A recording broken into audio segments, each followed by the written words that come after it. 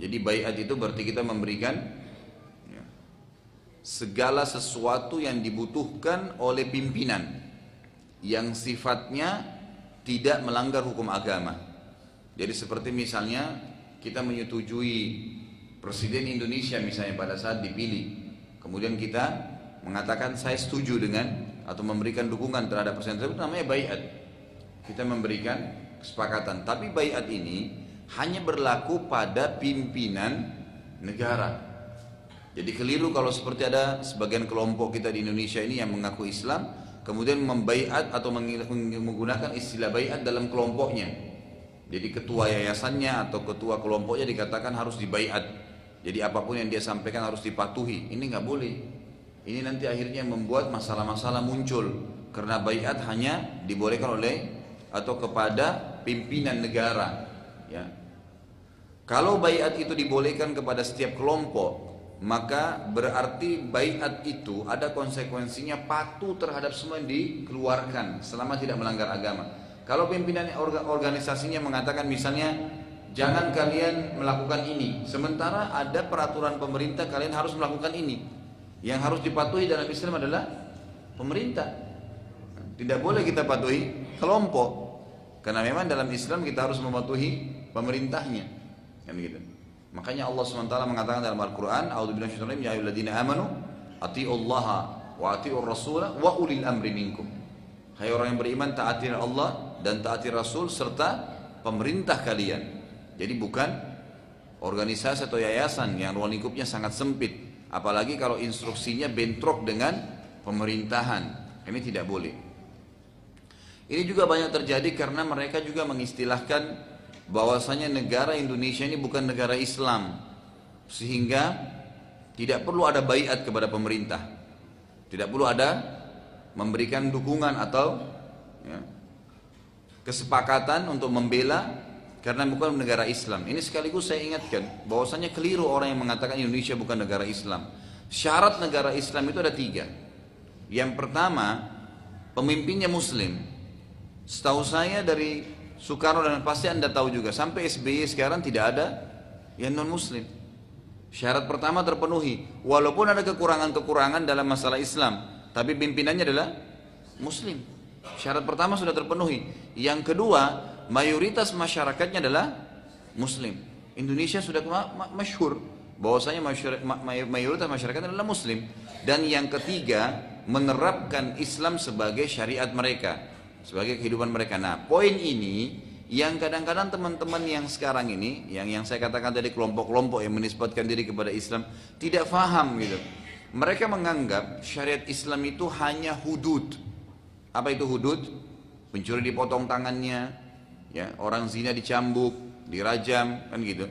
Orang yang membunuh dipenggal lehernya. Ini hudud. Ini salah satu dari cabang syariat. Tapi syariat itu lebih global. Seperti misalnya sholat. Bukankah di Indonesia sekarang semua masjid boleh ditakmir? Bebas kan? Seperti Anda sekarang hadir di taklim ini, bukankah kita bebas? Azan dengan mic yang besar. Hampir semua gang kita di Indonesia ini, hampir kalau saya bahasakan semua gang itu ada masjidnya. Bebas ditakmir, boleh bangun. Bahkan kalau taruh sumbangan dibantu.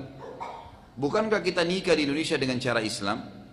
Bukankah kita cerai dengan cara Islam? Ada pengadilan agama. Bukankah warisan dengan cara Islam? Bukankah ada ya Majelis Ulama Indonesia? Bukankah pada saat Ramadan pemerintah ikut mengiklankan masalah puasa Ramadan, iklankan masalah Lebaran? Bukankah kalau orang mau pergi haji dan umroh terbuka, nggak ada larangan sama sekali? Bahkan pemerintah yang mendukung jemaah haji kita kalau mau pergi dilepas oleh pemerintah. Umumnya mayoritas hukum syariat Islam sudah diterapkan. Tinggal sebagian kecil yang belum dari tadi hukuman-hukumannya. Jadi jangan sampai mobil kita ini bannya kempes, lalu mobilnya semua dirusak. Udah ban yang kempes satu diganti, ditambal, jalanin mobilnya. Ini enggak, semua negara ini kafir, ganti semuanya. Dari mana ini? Ini dari luar. Dan ini awalnya dari kata-kata baiat nih. Subhanallah. Dari kata-kata baiat kepada pimpinan ormasnya, pimpinan yayasannya, pimpinan kelompoknya, akhirnya mengeluarkan instruksi pemimpin tadi yang bertolak belakang dengan instruksi pemerintah umumnya, gitu kan? Hanya bentrok. Kalau instruksi pemerintah bertolak belakang dengan hukum syar'i, baru kita tidak ikutin, gitu kan? Kalau bertolak belakang hukum Allah SWT, karena kata Nabi SAW, la ta'ata li makhlukin fi ma'siyati khaliq. Ya, tidak boleh orang patuh kepada hukum makhluk sementara hukum Allah dilanggar. Juga dalam Islam ada namanya syariatullah, ada juga namanya kanun wad'i. Ini perlu diketahui supaya faham tentang masalah pemerintahan Islam. Apa itu syariatullah? Hukum-hukum Allah semua.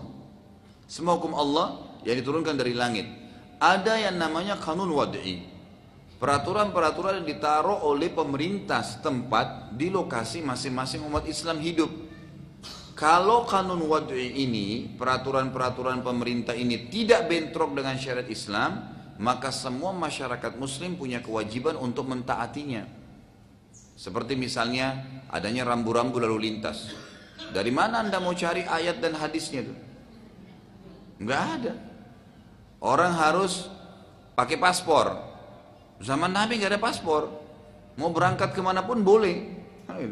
Sekarang nggak boleh, harus ke negara ini pakai paspor. Itu namanya kanun wad'i, peraturan yang ditaruh oleh pemerintah. Tapi memang harus diikutin. Kenapa? Karena memang ada maslahatnya. Kan gitu. Ada maslahatnya. Kalau tidak, sekarang banyak sekali kerusakan yang terjadi. Orang yang bawa narkoba, orang yang ini, orang yang itu, membunuh atau perusak kriminal di satu negara lalu ke negara lainnya, gitu kan. Kemudian sama orang sekolah, mungkin ada ijazahnya. Zaman dulu tidak pakai ijazah. Kita sekarang pakai KTP supaya dikenal, tinggal di lokasi mana, ada pengenalnya. Tidak ada KTP di zaman Nabi SAW. Ini namanya kanun wad'i, peraturan pemerintah yang ditaruh, dan ini kalau tidak bentrok dengan hukum Allah dan berisi maslahat umum, maka wajib untuk dipatuhi. Itu kan harus dipatuhi, gitu kan. Tapi kalau ada peraturan-peraturan yang bentrok dengan hukum Allah, maka ini yang tidak ada kewajiban